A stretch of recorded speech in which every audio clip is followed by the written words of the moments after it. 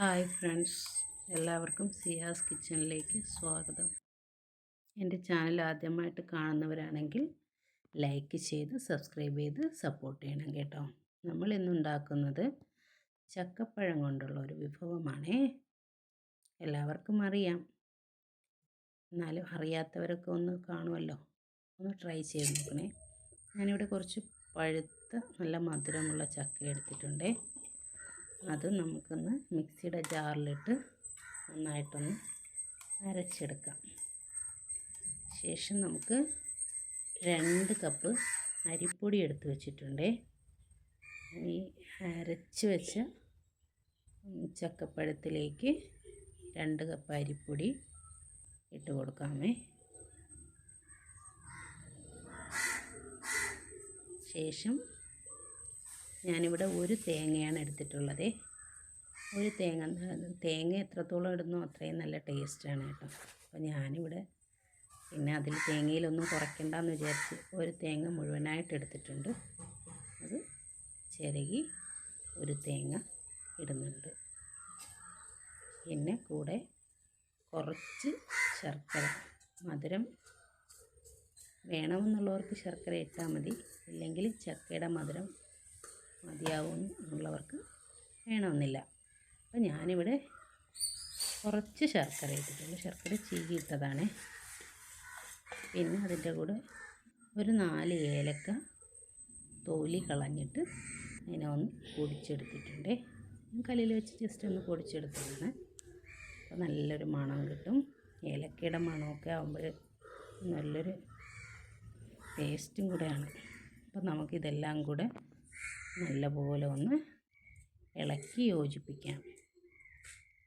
നല്ല രീതിയിലൊന്ന് ഇളക്കി യോജിപ്പിക്കണം കേട്ടോ. തേങ്ങയും ശർക്കരയും നമ്മുടെ ചക്കപ്പഴവും എല്ലാം കൂടി ഒന്ന് കുഴച്ച് കുറച്ച് സമയം ഒന്ന് റെസ്റ്റ് ചെയ്യാൻ വയ്ക്കണം. അതൊന്ന് മാവ് ഇരുന്നൊന്ന് എല്ലാം കൂടെ ഒന്ന് സെറ്റായി വരും. അതിന് ശേഷം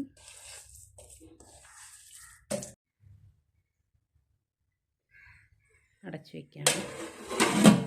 അടച്ചു വെച്ചിട്ടുണ്ട്. ഇനി നമുക്ക് ഞാനിവിടെ വട്ടയിലയാണ് എടുത്തിട്ടുള്ളത്.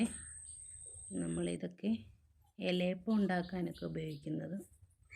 ഇവിടെ ഇലയപ്പം ഉണ്ടാക്കുന്നത് ഇതിലാണ്, വട്ടയില. പിന്നെ വയണയിലയിലും ഉണ്ടാക്കാറുണ്ട്. ഞാനിപ്പോൾ ഇവിടെ എടുത്തത് വട്ടയിലയാണ്.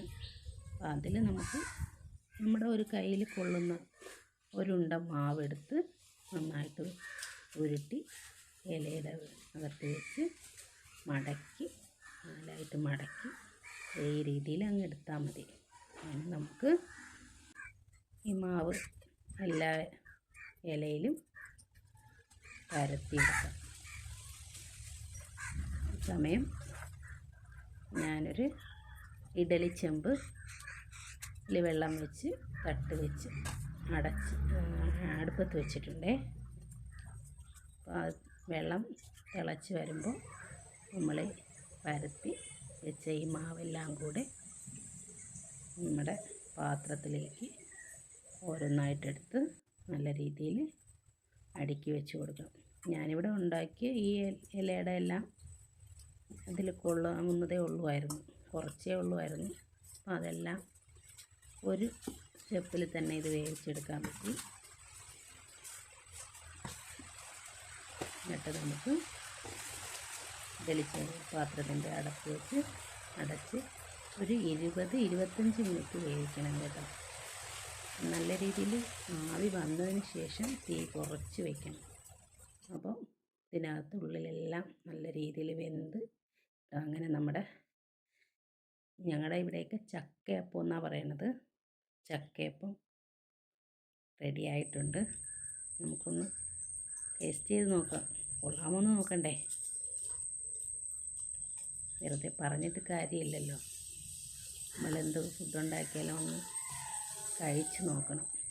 ടേസ്റ്റ് കഴിച്ച് കേട്ടോ. കഴിച്ചപ്പോൾ നല്ല സൂപ്പർ ടേസ്റ്റാണ്. അപ്പം നമുക്ക് ഒരു കട്ടനും കൂടെ ആയാൽ സൂപ്പറായിരിക്കും.